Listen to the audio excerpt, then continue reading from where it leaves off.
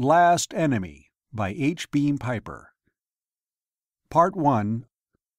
The last enemy was the toughest of all, and conquering him was in itself almost as dangerous as not conquering, for a strange pattern of beliefs can make assassination an honorable profession. Along the U-shaped table, the subdued clatter of dinnerware and the buzz of conversation was dying out. The soft music that drifted down from the overhead sound outlets seemed louder as the competing noises diminished. The feast was drawing to a close, and Dallona of Hadron fidgeted nervously with the stem of her wineglass as last-moment doubts assailed her. The old man at whose right she sat noticed, and reached out to lay his hand on hers. "My dear, you're worried," he said softly. "You, of all people, shouldn't be, you know." "The theory isn't complete," she replied, "and I could wish for more positive verification. I'd hate to think I'd got you into this." Garnon of Roxor laughed. "No, no," he assured her. "I decided upon this long before you announced the results of your experiments. Ask Girzon. He'll bear me out." "That's true," the young man who sat at Garnon's left said, leaning forward. "Father has meant to take this step for a long time. He was waiting until after the election, and then he decided to do it now, to give you an opportunity to make experimental use of it." The man on Dallona's right added his voice. Like the others at the table, he was of medium stature, brown-skinned, and dark-eyed, with a wide mouth, prominent cheekbones, and a short, square jaw. Unlike the others, he was armed. With a knife and pistol on his belt, and on the breast of his black tunic, he wore a scarlet oval patch on which a pair of black wings with a tapering silver object between them had been superimposed. "Yes, Lady Dallona, the Lord Garnon and I discussed this, 2 years ago at the least. Really, I'm surprised that you seem to shrink from it now. Of course, you're Venus-born, and customs there may be different, but with your scientific knowledge—" "That may be the trouble, Dirzed," Dallona told him. "A scientist gets in the way of doubting, and one doubts one's own theories most of all." "That's the scientific attitude, I'm told," Dirzed replied, smiling. "But somehow I cannot think of you as a scientist." His eyes traveled over her in a way that would have made most women, scientists or otherwise, blush. It gave Dallona of Hadron a feeling of pleasure. Men often looked at her that way, especially here at Darsh. Novelty had something to do with it. Her skin was considerably lighter than usual, and there was a pleasing oddness about the structure of her face. Her alleged Venusian origin was probably accepted as the explanation of that, as of so many other things. As she was about to reply, a man in dark gray, one of the upper servants who were accepted as social equals by the Akor-Neb nobles, approached the table. He nodded respectfully to Garnon of Roxor. "I hate to seem to hurry things, sir, but the boy's ready. He's in a trance state now," he reported, pointing to the pair of visiplates at the end of the room. Both of the 10-foot square plates were activated. One was a solid, luminous white. On the other was the image of a boy of 12 or 14, seated at a big writing machine.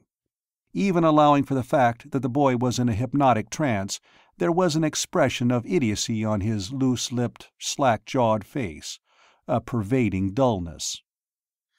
"One of our best sensitives," a man with a beard, several places down the table on Dallona's right, said.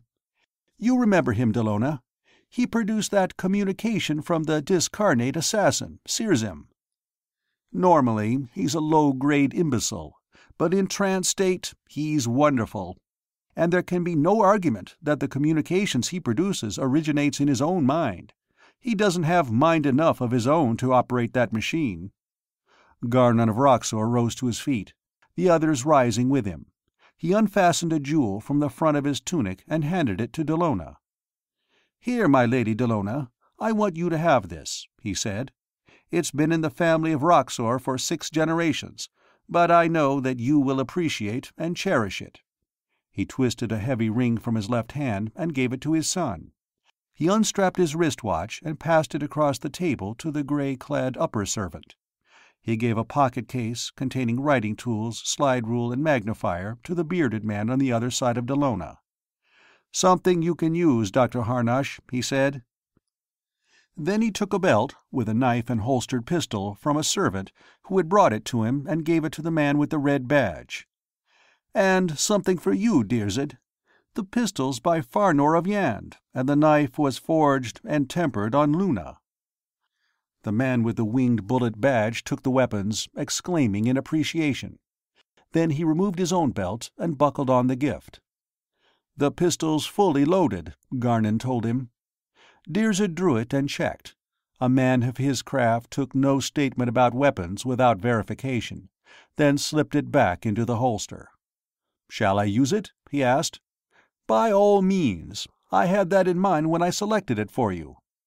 Another man to the left of Girzon received a cigarette case and a lighter. He and Garnon hooked fingers and clapped shoulders. "Our views haven't been the same, Garnon," he said, "but I've always valued your friendship. I'm sorry you're doing this now. I believe you'll be disappointed." Garnon chuckled. "Would you care to make a small wager on that, Nirzav?" he asked. "You know what I'm putting up. If I'm proven right, will you accept the volitionalist theory as verified?" Nirzav chewed his mustache for a moment. "Yes, Garnon, I will." He pointed toward the blankly white screen. "If we get anything conclusive on that, I'll have no other choice." "All right, friends," Garnon said to those around him. "Will you walk with me to the end of the room?" Servants removed a section from the table in front of him to allow him and a few others to pass through. The rest of the guests remained standing at the table, facing toward the inside of the room.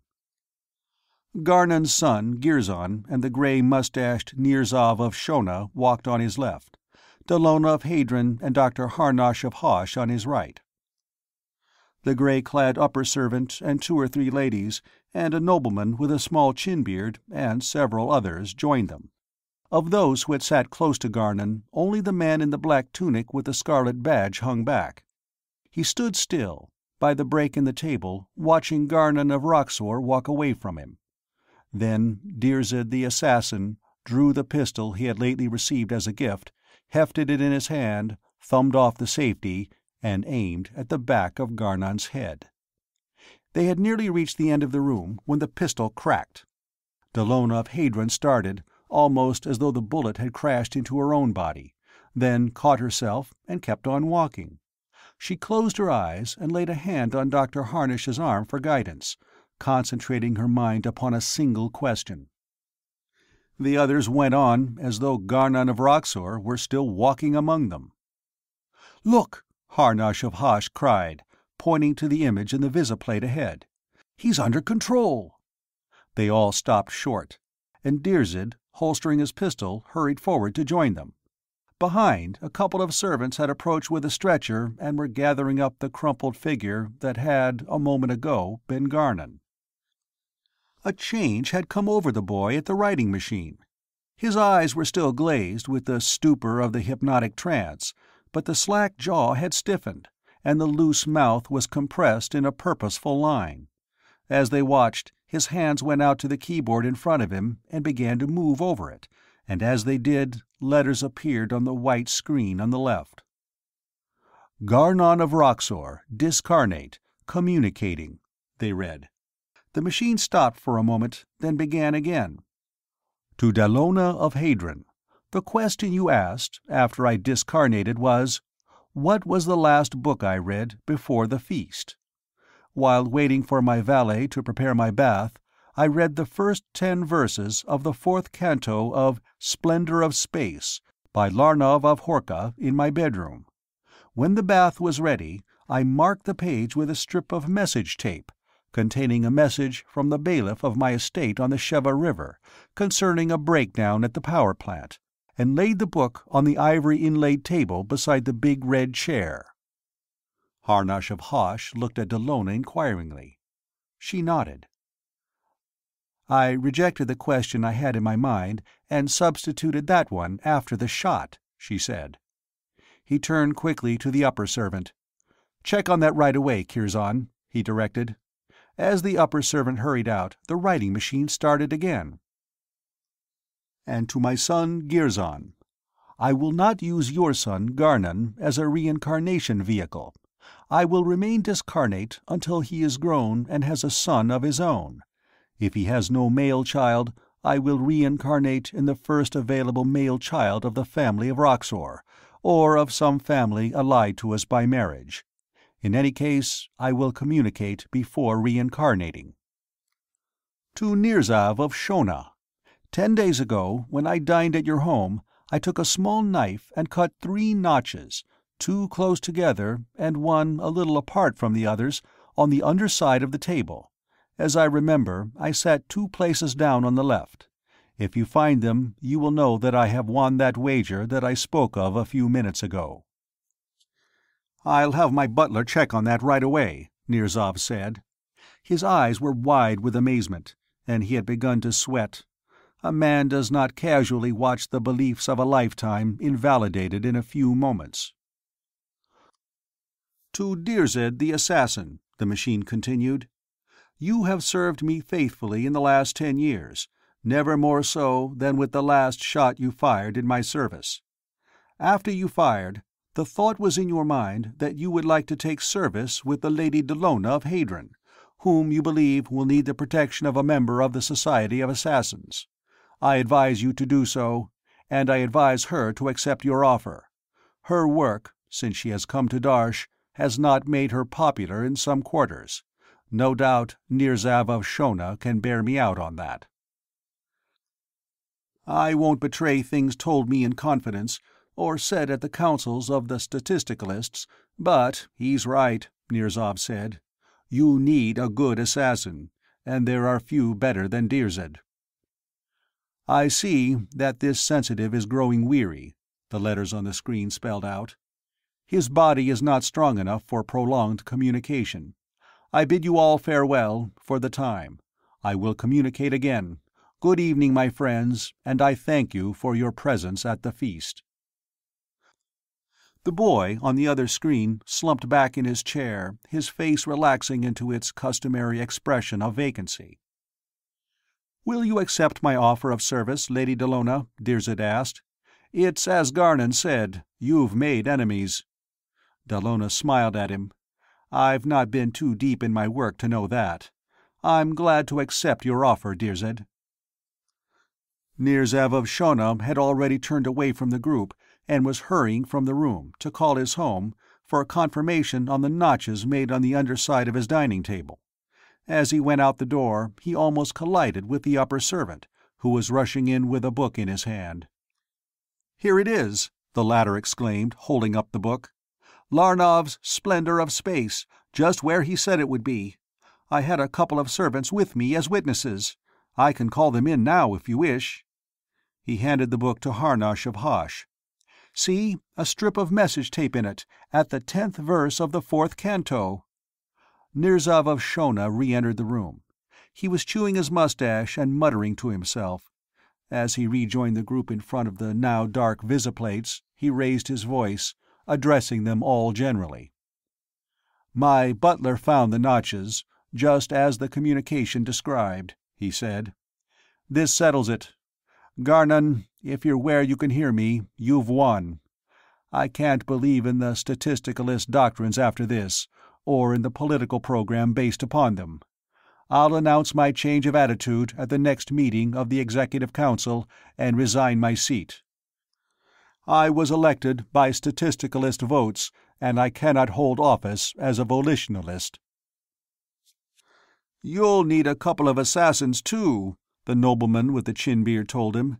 "Your former colleagues and fellow party members are regrettably given to the forcible discarnation of those who differ with them." "I've never employed personal assassins before," Nirzav replied, "but I think you're right. As soon as I get home, I'll call Assassins' Hall and make the necessary arrangements." "Better do it now," Girzon of Roxor told him, lowering his voice. "There are over 100 guests here, and I can't vouch for all of them. The statisticalists would be sure to have a spy planted among them. My father was one of their most dangerous opponents when he was on the council. They've always been afraid he'd come out of retirement and stand for re-election. They'd want to make sure he was really discarnate. And if that's the case, you can be sure your change of attitude is known to old Mirzak of Barshad by this time. He won't dare allow you to make a public renunciation of statisticalism." He turned to the other nobleman. "Prince Jirzyn, why don't you call the Volitionalist headquarters and have a couple of our assassins sent over here to escort Lord Nirzov home?" "I'll do that immediately," Jirzyn of Starpha said. "It's as Lord Girzon says. We can be pretty sure there was a spy among the guests, and now that you've come over to our way of thinking, we're responsible for your safety." He left the room to make the necessary visiphone call. Dallona, accompanied by Dirzed, returned to her place at the table, where she was joined by Harnosh of Hosh and some of the others. "There's no question about the results," Harnosh was exulting. "I'll grant that the boy might have picked up some of that stuff telepathically from the carnate minds present here, even from the mind of Garnon before he was discarnated, but he could not have picked up enough data in that way to make a connected and coherent communication. It takes a sensitive with a powerful mind of his own to practice telesthesia, and that boy's almost an idiot." He turned to Dallona. "You asked a question mentally after Garnon was discarnate, and got an answer that could have been contained only in Garnon's mind. I think it's conclusive proof that the discarnate Garnon was fully conscious and communicating." Dirzed also asked a question mentally after the discarnation and got an answer. "Dr. Harnosh, we can state positively that the surviving individuality is fully conscious in the discarnate state, is telepathically sensitive, and is capable of telepathic communication with other minds," Dallona agreed. "And in view of our earlier work with memory recalls, we're justified in stating positively that the individual is capable of exercising choice in reincarnation vehicles." "My father has been considering voluntary discarnation for a long time," Girzon of Roxor said. "Ever since the discarnation of my mother. He deferred that step because he was unwilling to deprive the Volitionalist Party of his support. Now it would seem that he has done more to combat statisticalism by discarnating than he ever did in his carnate existence." "I don't know, Girzon," Jirzyn of Starpha said, as he joined the group. "The statisticalists will denounce the whole thing as a prearranged fraud. And if they can discarnate the Lady Dallona before she can record her testimony under truth hypnosis or on a lie detector, we're no better off than we were before. Dirzed, you have a great responsibility in guarding the Lady Dallona. Some extraordinary security precautions will be needed." In his office in the first-level city of Jurgabar, Tortha Karf, chief of Paratime Police, leaned forward in his chair to hold his lighter for his special assistant, Verkan Vall, then lit his own cigarette. He was a man of middle age. His 300th birthday was only a decade or so off, and he had begun to acquire a double chin and a bulge at his waistline. His hair, once black, had turned a uniform iron gray, and was beginning to thin in front. "What do you know about the second-level Akor-Neb sector, Vall?" he inquired. "Ever work in that paratime area?" Verkan Vall's handsome features became even more immobile than usual as he mentally pronounced the verbal trigger symbols which should bring the hypnotically acquired knowledge into his conscious mind. Then he shook his head. "Must be a singularly well-behaved sector, sir," he said. "Or else we've been lucky so far. I never was on an Akor-Neb operation. Don't even have a hypno-mech for that sector. All I know is from general reading. Like all on the second level, its timelines descend from the probability of one or more shiploads of colonists having come to Terra from Mars about 75 to 100,000 years ago, and then having been cut off from the home planet and forced to develop a civilization of their own here.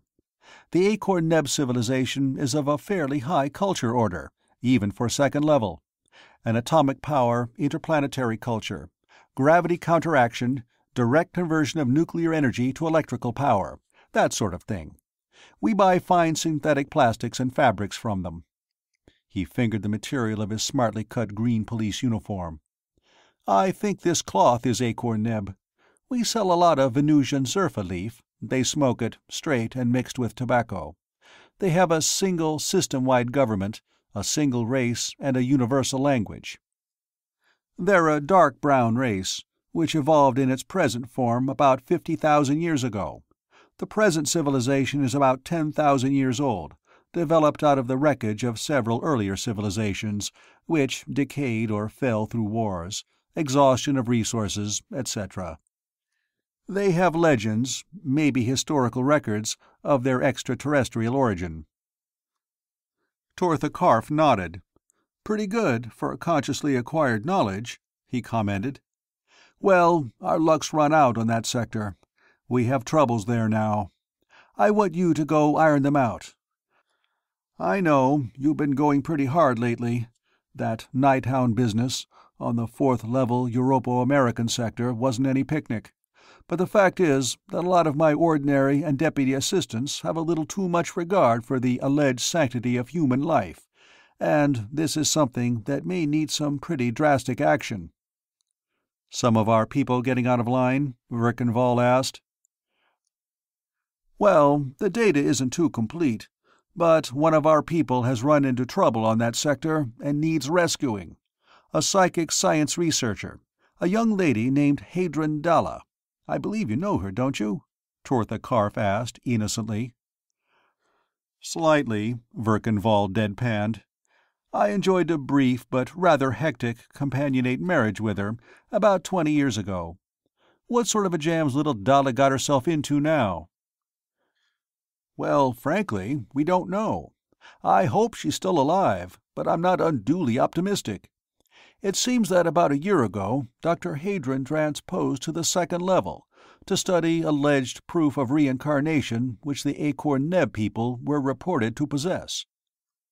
She went to Gindrabar on Venus and transposed to the 2nd paratime level, to a station maintained by Outtime Import and Export Trading Corporation, a zerfa plantation just east of the High Ridge country. There she assumed an identity as the daughter of a planter, and took the name of Dallona of Hadron. Parenthetically, all Acorn Neb family names are prepositional. Family names were originally place names. I believe that ancient Acorn Neb marital relations were too complicated to permit exact establishment of paternity. And all Acorn Neb men's personal names have ears or arn inserted in the middle, and women's names end in itra or ona. You could call yourself Virzala Virken, for instance. Anyhow, she made the 2nd level Venus Terra trip on a regular passenger liner and landed at the Acorn Neb city of Gamma on the Upper Nile. There she established contact with the Outtime Trading Corporation representative, Zortan Brand, locally known as Brarnend of Zorda. He couldn't call himself Brarnend of Zortan.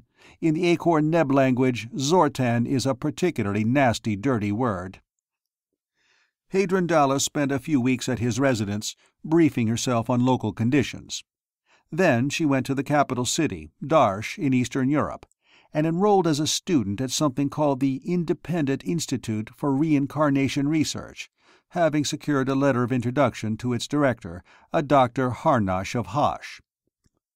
Almost at once she began sending in reports to her home organization, the Rogam Memorial Foundation of Psychic Science, here at Jurgabar, through Zortan Brand. The people there were wildly enthusiastic. I don't have more than the average, intelligent, I hope, layman's knowledge of psychics, but Dr. Vozarv Darv, the director of Rogam Foundation, tells me that even in the present incomplete form, her reports have opened whole new horizons in the science. It seems that these Acorn Neb people have actually demonstrated, as a scientific fact, that the human individuality reincarnates after physical death, that your personality and mine have existed as such for ages, and will exist for ages to come. More, they have means of recovering, from almost anybody, memories of past reincarnations. Well, after about a month, the people at this Reincarnation Institute realized that this Dallona of Hadron wasn't any ordinary student. She probably had trouble keeping down to the local level of psychic knowledge.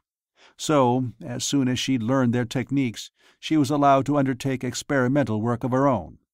I imagine she let herself out on that. As soon as she'd mastered the standard Accord-Neb methods of recovering memories of past reincarnations, she began refining and developing them more than the local yokels had been able to do in the past 1,000 years. I can't tell you just what she did, because I don't know the subject, but she must have lit things up properly. She got quite a lot of local publicity, not only scientific journals, but general newscasts. Then, 4 days ago, she disappeared, and her disappearance seemed to have been coincident with an unsuccessful attempt on her life. We don't know as much about this as we should. All we have is Zortan Brenn's account. It seems that on the evening of her disappearance, she had been attending a voluntary discarnation feast, suicide party, of a prominent nobleman named Garnon of Roxor. Evidently, when the Accord-Neb people get tired of their current reincarnation, they invite in their friends, throw a big party, and then do themselves in an atmosphere of general conviviality. Frequently, they take poison or inhale lethal gas. This fellow had his personal triggerman shoot him through the head. Dalla was one of the guests of honor, along with this Harnash of Hosh. They made rather elaborate preparations, and after the shooting they got a detailed and apparent authentic spirit communication from the late Garnon. The voluntary discarnation was just a routine social event, it seems, but the communication caused quite an uproar, and rated top place on the system-wide newscasts, and started a storm of controversy. After the shooting and the communication, Dalla took the officiating gun artist, one Dirzed, into her own service. This Dirzed was spoken of as a generally respected member of something called the Society of Assassins, and that'll give you an idea of what things are like on that sector, and why I don't want to send anybody who might develop trigger-finger cramp at the wrong moment. She and Dirzed left the home of the gentleman who had just had himself discarnated, presumably for Dalla's apartment about 100 miles away. That's the last that's been heard of either of them. This attempt on Dalla's life occurred while the pre-mortem revels were still going on. She lived in a 6-room apartment with 3 servants, on one of the upper floors of a 3,000-foot tower. Accord-Neb cities are built vertically, with considerable interval between units. And while she was at this feast, a package was delivered at the apartment, ostensibly from the Reincarnation Institute and made up to look as though it contained record tapes. One of the servants accepted it from the service employee of the apartments. The next morning, a little before noon, Dr. Harnash of Hosh called her on the visiphone and got no answer. He then called the apartment manager, who entered the apartment. He found all 3 of the servants dead, from a lethal gas bomb which had exploded when one of them had opened this package. However, Hadron Dalla had never returned to the apartment the night before. Verkanvall was sitting motionless, his face expressionless, as he ran Torthakarf's narrative through the intricate semantic and psychological processes of the first-level mentality. The fact that Hadron Dalla had been a former wife of his had been relegated to one corner of his consciousness and contained there. It was not a fact that would, at the moment, contribute to the problem or to his treatment of it. The package was delivered while she was at this suicide party, he considered. It must, therefore, have been sent by somebody who either did not know she would be out of the apartment or did not expect it to function until after her return. On the other hand, if her disappearance was due to hostile action, it was the work of somebody who knew she was at the feast and did not want her to reach her apartment again. This would seem to exclude the sender of the package bomb. Torthakarf nodded. He had reached that conclusion himself. Thus, Verkanvall continued, if her disappearance was the work of an enemy, she must have 2 enemies, each working in ignorance of the other's plans. What do you think she did to provoke such enmity? Well, of course, it just might be that Dalla's normally complicated love life had got a little more complicated than usual and short-circuited on her, Verkenval said, out of the fullness of personal knowledge. But I doubt that at the moment. I would think that this affair has political implications. "Don't you see, Chief?" the Special Assistant asked. "We find a belief in reincarnation on many timelines, as a religious doctrine, but these people accept it as a scientific fact. Such acceptance would carry much more conviction. It would influence a people's entire thinking. We see it reflected in their disregard for death, suicide as a social function, this society of assassins and the like. It would naturally color their political thinking, because politics is nothing but common action to secure more favorable living conditions, and to these people the term living conditions includes not only the present life, but also an indefinite number of future lives as well. I find this title, Independent Institute, suggestive. Independent of what? Possibly of partisan affiliation. But wouldn't these people be grateful to her for her new discoveries, which would enable them to plan their future reincarnations more intelligently? Tortha Karf asked. "Oh, Chief," Verkenval reproached, "you know better than that. How many times have our people got in trouble on other timelines because they divulged some useful scientific fact that conflicted with the locally revered nonsense? You show me 10 men who cherish some religious doctrine or political ideology, and I'll show you 9 men whose minds are utterly impervious to any factual evidence which contradicts their beliefs, and who regard the producer of such evidence as a criminal who ought to be suppressed. For instance, on the 4th level Europo-American sector, where I was just working, there is a political sect, the Communists, who, in the territory under their control, forbid the teaching of certain well-established facts of genetics and heredity, because those facts do not fit the world picture demanded by their political doctrines. On the same sector, a religious sect recently tried, in some sections successfully, to outlaw the teaching of evolution by natural selection." Tortha Karf nodded. "I remember some stories my grandfather told me about his narrow escapes from an organization called the Holy Inquisition, when he was a paratime trader on the 4th level, about 400 years ago.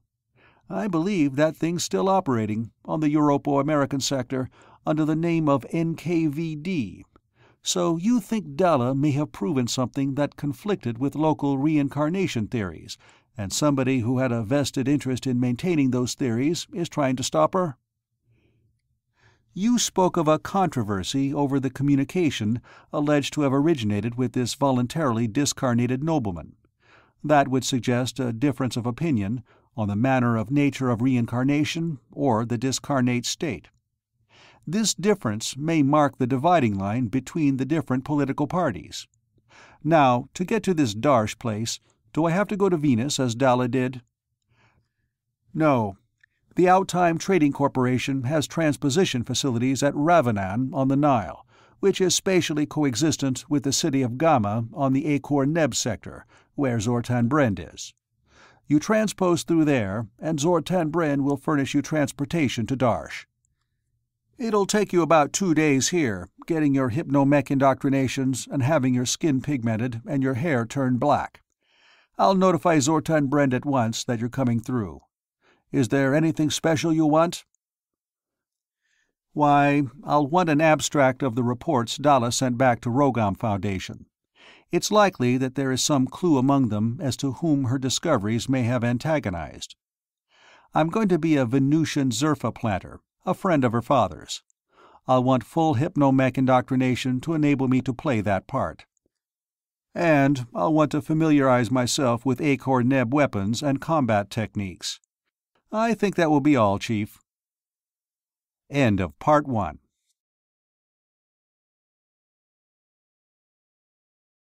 Part 2.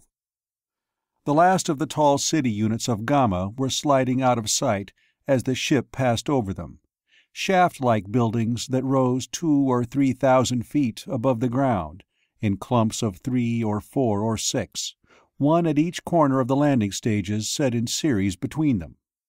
Each of these units stood in the middle of a wooded park some 5 miles square.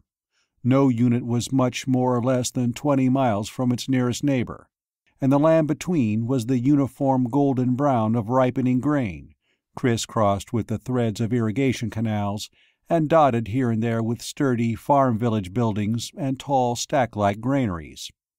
There were a few other ships in the air at the 50,000-foot level, and below, swarms of small airboats darted back and forth on different levels, depending on speed and direction. Far ahead to the northeast was the shimmer of the Red Sea and the hazy bulk of Asia Minor beyond. Verkan Vall, the Lord Virzal of Verkan temporarily, stood at the glass front of the observation deck looking down. He was a different Verkan Vall from the man who had talked with Tortha Karf in the latter's office 2 days before. The first-level cosmeticists had worked miracles upon him with their art. His skin was a soft chocolate brown now, his hair was jet black, and so were his eyes. And in his subconscious mind, instantly available to consciousness, was a vast body of knowledge about conditions on the Akor-Neb sector, as well as a complete command of the local language, all hypnotically acquired. He knew that he was looking down upon one of the minor provincial cities of a very respectably advanced civilization, a civilization which built its cities vertically, since it had learned to counteract gravitation, a civilization which still depended upon natural cereals for food, but one which had learned to make the most efficient use of its soil. The network of dams and irrigation canals which he saw were as good as anything on his own paratime level. The wide dispersal of buildings, he knew, was a heritage of a series of disastrous atomic wars of several thousand years before. The Akor-Neb people had come to love the wide intervistas of open country and forest, and had continued to scatter their buildings, even after the necessity had passed. But the slim, towering buildings could only have been reared by a people who had banished nationalism, and with it the threat of total war. He contrasted them with the ground-hugging dome cities of the Kiftian civilization, only a few thousand para-years distant. 3 men came out of the lounge behind him and joined him. One was, like himself, a disguised paratimer from the first level, the out-time export and import man Zortan Brend, here known as Brarnend of Zorda. The other 2 were Akor-Neb people, and both wore the black tunics and the winged bullet badges of the Society of Assassins. Unlike Verkan Vall and Zortan Brend, who wore shoulder holsters under their short tunics, the assassins openly displayed pistols and knives on their belts. "We heard that you were coming 2 days ago, Lord Virzal," Zortan Brend said. "We delayed the takeoff of this ship so that you could travel to Darsh as inconspicuously as possible. I also booked a suite for you at the Solar Hotel at Darsh. And these are your assassins, Olerzan and Marnik." Verkan Vall hooked fingers and clapped shoulders with them. "Virzan of Verkan," he identified himself. "I am satisfied to entrust myself to you." "We'll do our best for you, Lord Virzal," the older of the pair, Olerzan, said. He hesitated for a moment, then continued. "Understand, Lord Virzal, I only ask for information useful in serving and protecting you. But is this of the Lady Dallona a political matter?" "Not from our side," Verkan Vall told him. "The Lady Dallona is a scientist, entirely non-political. The Honorable Brarnend is a businessman. He doesn't meddle with politics, as long as the politicians leave him alone. And I'm a planter on Venus. I have enough troubles with the natives and the weather and blue rot in the Zerfa plants and poison roaches and javelin bugs without getting into politics. But psychic science is inextricably mixed with politics, and the Lady Dallona's work had evidently tended to discredit the theory of statistical reincarnation." "Do you often make understatements like that, Lord Virzal?" Olerzan grinned. "In the last 6 months, she's knocked statistical reincarnation to splinters." "Well, I'm not a psychic scientist, and as I said, I don't know much about Terran politics," Verkan Vall replied. I know that the statisticalists favor complete socialization and political control of the whole economy, because they want everybody to have the same opportunities in every reincarnation. And the volitionalists believe that everybody reincarnates as he pleases, and so they favor continuance of the present system of private ownership of wealth and private profit under a system of free competition. And that's about all I do know. Naturally, as a landowner and the holder of a title of nobility, I'm a volitionalist in politics, but the socialization issue isn't important on Venus. There is still too much unceded land there, and too many personal opportunities to make socialism attractive to anybody. "Well, that's about it," Zortan Bren told him.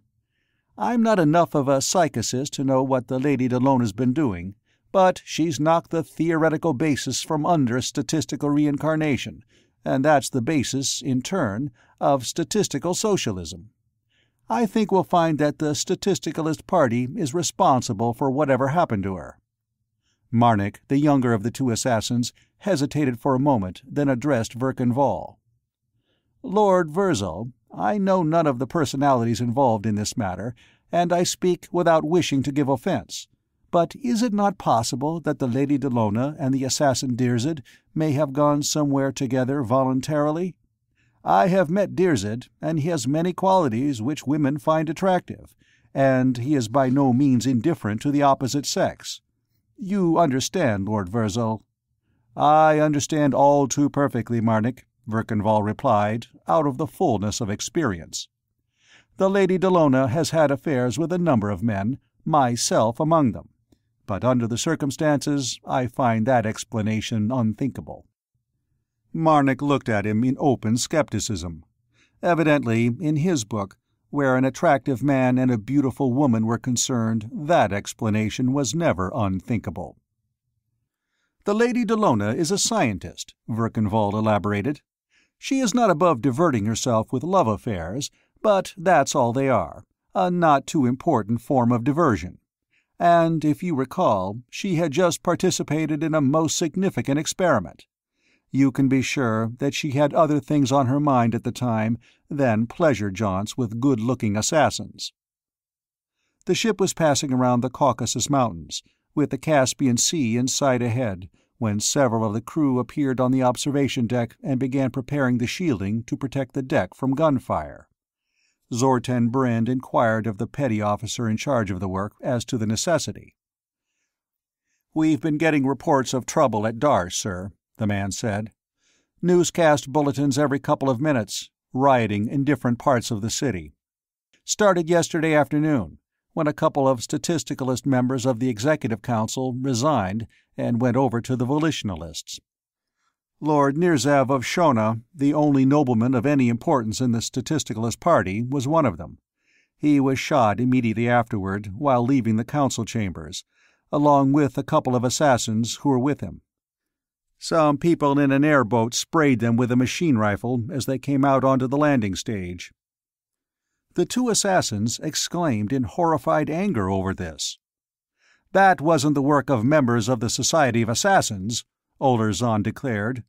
"Even after he'd resigned, the Lord Nirzav was still immune till he left the government building. There's too blasted much illegal assassination going on." "What happened next?" Verkan Vall wanted to know. "About what you'd expect, sir. The volitionalists weren't going to take that quietly.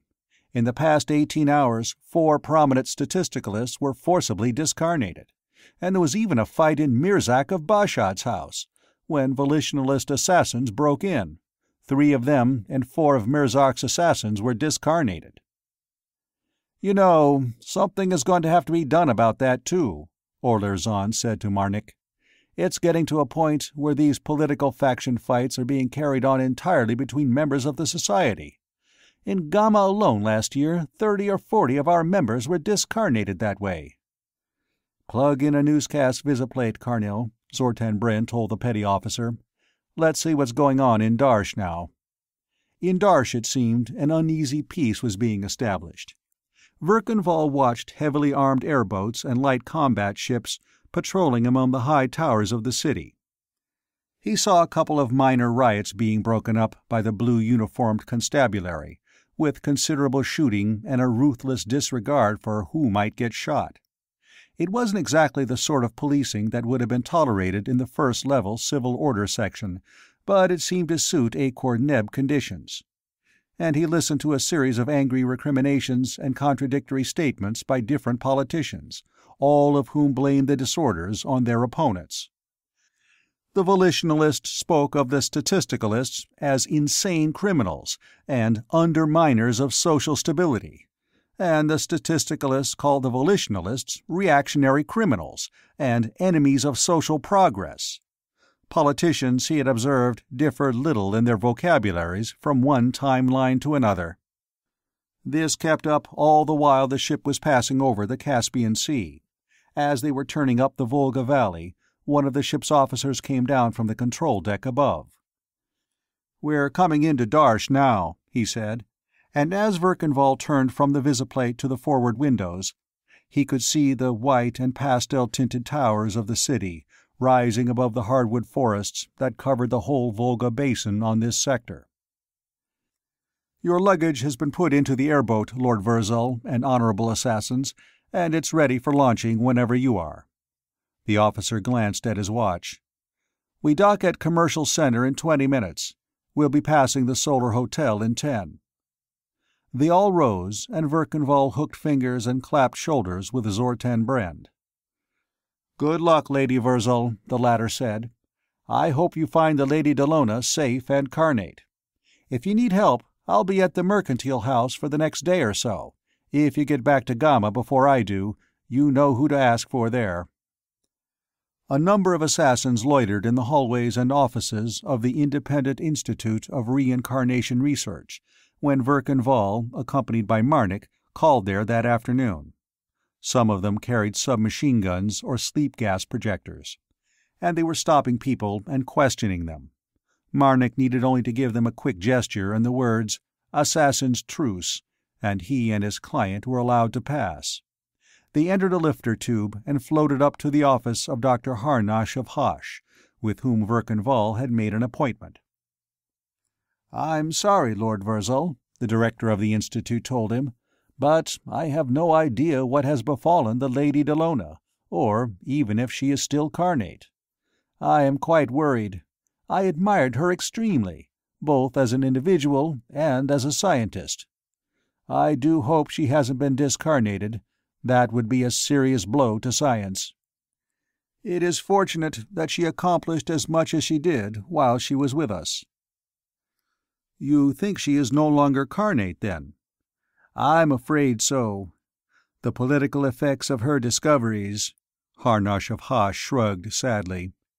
"She was devoted to a rare degree to her work. I am sure that nothing but her discarnation could have taken her away from us at this time, with so many important experiments still uncompleted." Marnik nodded to Verkanvall, as much as to say, "You were right." "Well, I intend acting upon the assumption that she is still carnate and in need of help, until I am positive to the contrary," Verkanvall said. "And in the latter case, I intend finding out who discarnated her and send him to apologize for it in person. People don't forcibly discarnate my friends with impunity." "Sound attitude," Dr. Harnosh commented. "There's certainly no positive evidence that she isn't still carnate. I'll gladly give you all the assistance I can, if you'll only tell me what you want." "Well, in the first place," Verkanvall began, "just what sort of work was she doing?" He already knew the answer to that from the report she had sent back to the First Level, but he wanted to hear Dr. Harnosh's version. "And what exactly are the political effects you mentioned? Understand, Dr. Harnosh, I am really quite ignorant of any scientific subject unrelated to Zerfa culture, and equally so of Terran politics. Politics on Venus is mainly a question of who gets how much graft out of what." Dr. Harnosh smiled. Evidently, he had heard about Venusian politics. "Ah, yes, of course. But you are familiar with the main differences between statistical and volitional reincarnation theories?" In a general way, the volitionalists hold that the discarnate individuality is fully conscious, and is capable of something analogous to sense perception, and is also capable of exercising choice in the matter of reincarnation vehicles, and can reincarnate or remain in the discarnate state as it chooses. They also believe that discarnate individualities can communicate with one another, and with at least some carnate individualities by telepathy, he said. The statisticalists deny all this. Their opinion is that the discarnate individuality is in a more or less somnambulistic state, that it is drawn by a process akin to tropism to the nearest available reincarnation vehicle, and that it must reincarnate in and only in that vehicle. They are labeled statisticalists because they believe that the process of reincarnation is purely at random, or governed by unknown and uncontrollable causes, and is unpredictable except as to aggregates. "That's a fairly good generalized summary," Dr. Harnosh of Hosh grudged, unwilling to give a mere layman too much credit. He dipped a spoon into a tobacco humidor, dusted the tobacco lightly with dried zerfa, and rammed it into his pipe. "You must understand that our modern statisticalists are the intellectual heirs of those ancient materialistic thinkers who denied the possibility of any discarnate existence, or of any extra-physical mind, or even of extrasensory perception. Since all these things have been demonstrated to be facts, the materialist dogma has been broadened to include them, but always strictly within the frame of materialism. We have proven, for instance, that the human individuality can exist in a discarnate state, and that it reincarnates into the body of an infant shortly after birth. But the statisticalists cannot accept the idea of discarnate consciousness, since they conceive of consciousness purely as a function of the physical brain. So they postulate an unconscious discarnate personality, or, as you put it, one in a somnambulistic state. They have to concede memory to this discarnate personality, since it was by recovery of memories of previous reincarnations that discarnate existence and reincarnation were proven to be facts. So they picture the discarnate individuality as a material object, or physical event of negligible but actual mass, in which an indefinite number of memories can be stored as electronic charges. And they picture it as being drawn irresistibly to the body of the nearest non-incarnated infant. Curiously enough, the reincarnation vehicle chosen is almost always of the same sex as the vehicle of the previous reincarnation, the exceptions being cases of persons who had a previous history of psychological sex inversion. Dr. Harnosh remembered the unlighted pipe in his hand, thrust it into his mouth, and lit it. For a moment he sat with it jutting out of his black beard, until it was drawing to his satisfaction. This belief in immediate reincarnation leads the statisticalists, when they fight duels or perform voluntary discarnation, to do so in the neighborhood of maternity hospitals, he added. I know personally of one reincarnation memory recall in which the subject, a statisticalist, voluntarily discarnated by lethal gas inhaler in a private room at one of our local maternity hospitals, and reincarnated 20 years later in the city of Jeddel, 3,000 miles away. The square black beard jiggled as the scientist laughed. Now, as to the political implications of these contradictory theories. Since the statisticalists believe that they will reincarnate entirely at random, their aim is to create an utterly classless social and economic order, in which, theoretically, each individuality will reincarnate into a condition of equality with everybody else. Their political program, therefore, is one of complete socialization of all means of production and distribution, abolition of hereditary titles and inherited wealth, eventually all private wealth, and total government control of all economic, social, and cultural activities. Of course, Dr. Harnosh apologized, politics isn't my subject. I wouldn't presume to judge how that would function in practice. I would, Verkanvall said shortly, thinking of all the different timelines on which he had seen systems like that in operation. You wouldn't like it, Doctor. And the volitionalists? Well, since they believe that they are able to choose the circumstances of their next reincarnation for themselves, they are the party of the status quo. Naturally, almost all the nobles, almost all the wealthy trading and manufacturing families, and almost all the professional people are volitionalists. Most of the workers and peasants are statisticalists. Or at least they were, for the most part, before we began announcing the results of the Lady Dellona's experimental work. Ah, now we come to it, Verkenval said as the story clarified. Yes, in somewhat oversimplified form, the situation is rather like this, Dr. Harnosh of Hosh said.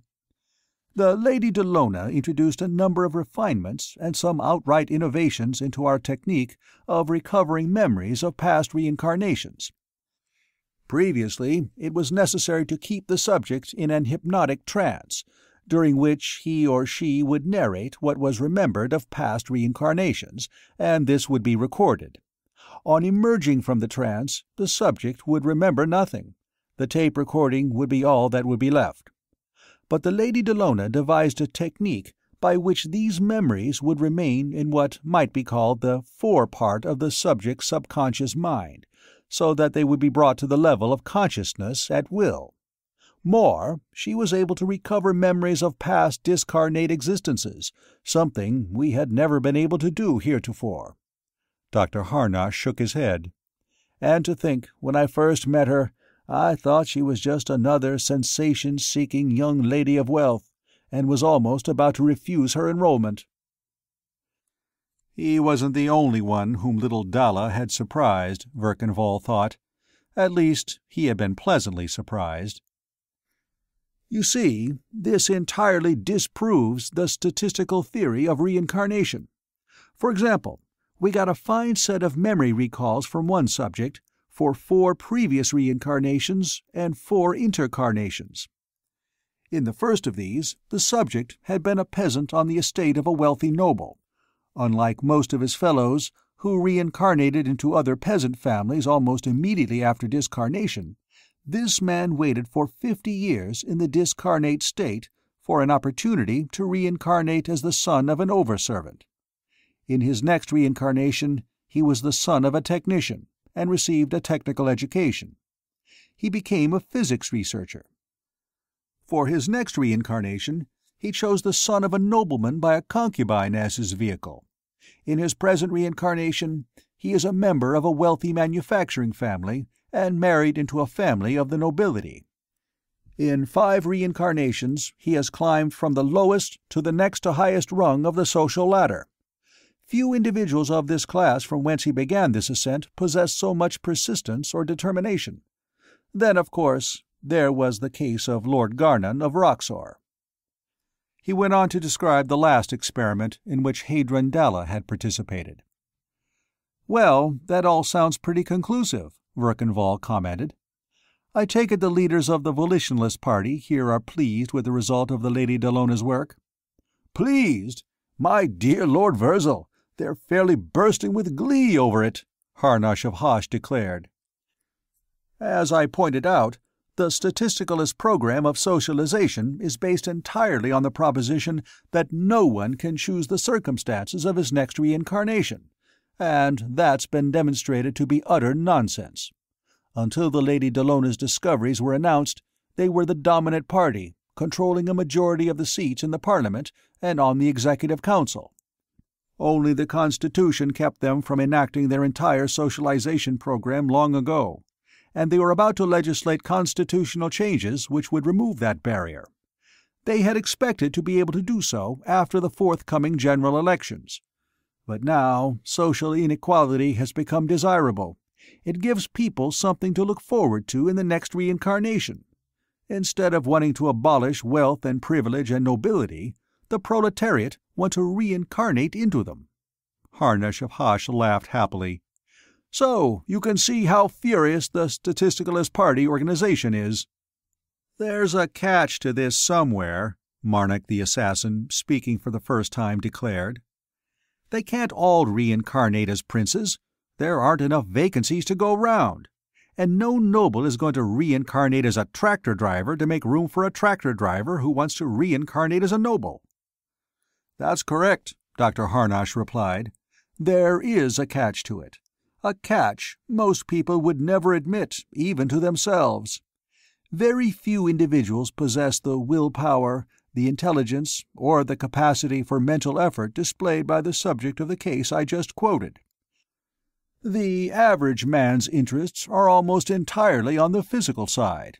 He actually finds mental effort painful, and makes as little of it as possible.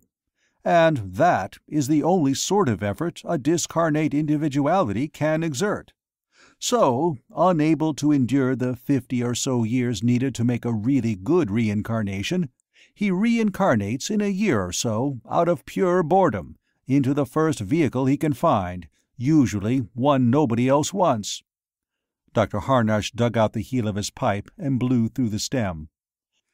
"But nobody will admit his own mental inferiority, even to himself.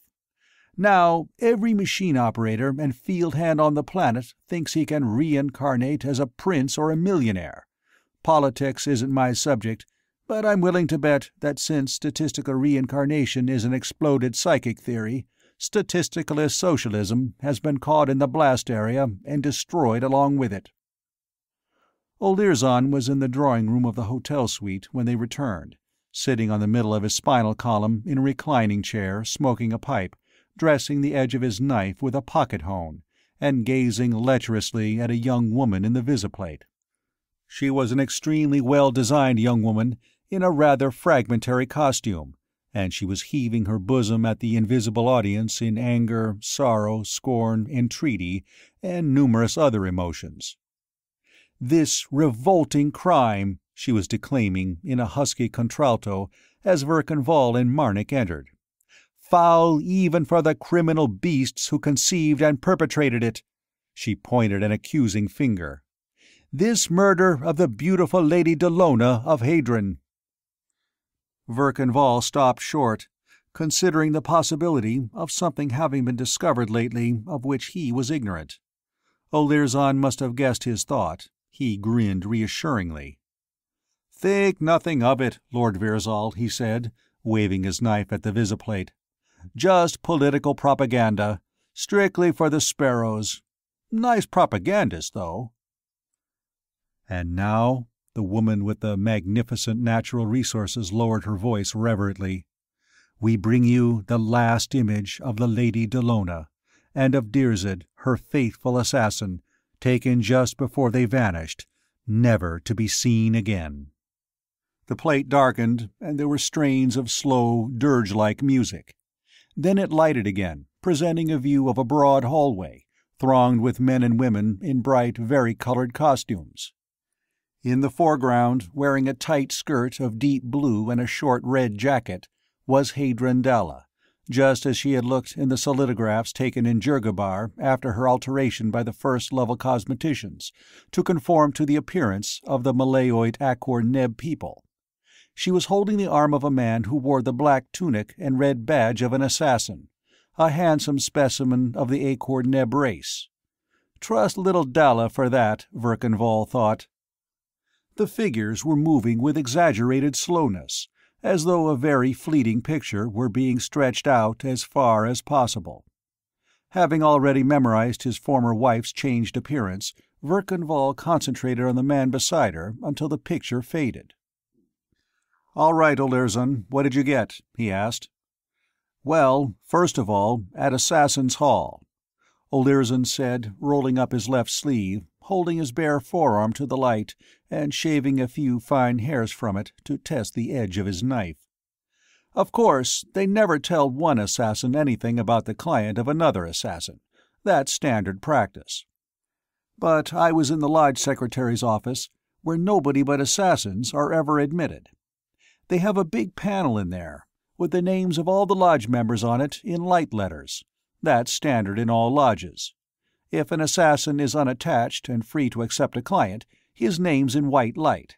If he has a client, the lights change to blue, and the name of the client goes up under his. If his whereabouts are unknown, the lights change to amber.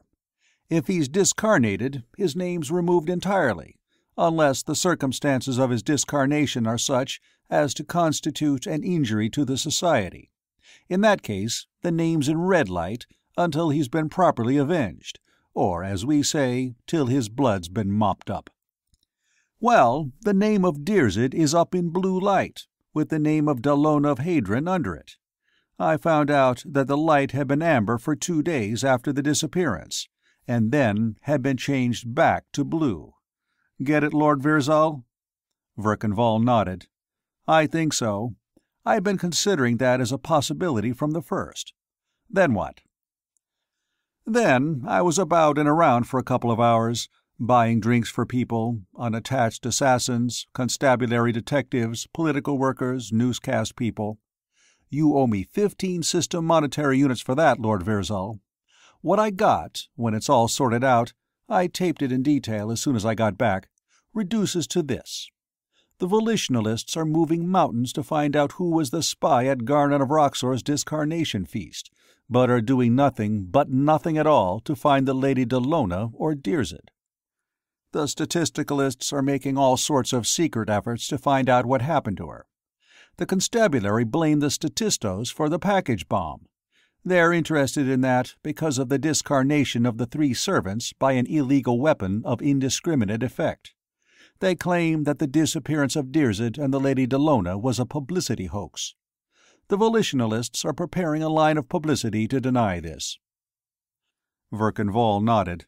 "That ties in with what you learned at Assassin's Hall," he said. "They're hiding out somewhere. Is there any chance of reaching Dirzed through the Society of Assassins?" O'Learson shook his head. "If you're right, and that's the way it looks to me, too, he's probably just called in and notified the Society that he's still carnate, and so is the Lady Dallona, and called off any search the Society might be making for him. And I've got to find the Lady Dallona as soon as I can. Well, if I can't reach her, maybe I can get her to send word to me," Verkanvall said. "That's going to take some doing, too." "What did you find out, Lord Virzal?" O'Learson asked. He had a piece of soft leather now and was polishing his blade lovingly. "The reincarnation research people don't know anything," Verkanvall replied. "Dr. Harnosh of Hosh thinks she's discarnate. I did find out that the experimental work she's done so far has absolutely disproved the theory of statistical reincarnation. The volitionalist theory is solidly established." "Yes, what do you think, O'Learson?" Marnik added. "They have a case on record of a man who worked up from field hand to millionaire in 5 reincarnations. Deliberately, that is."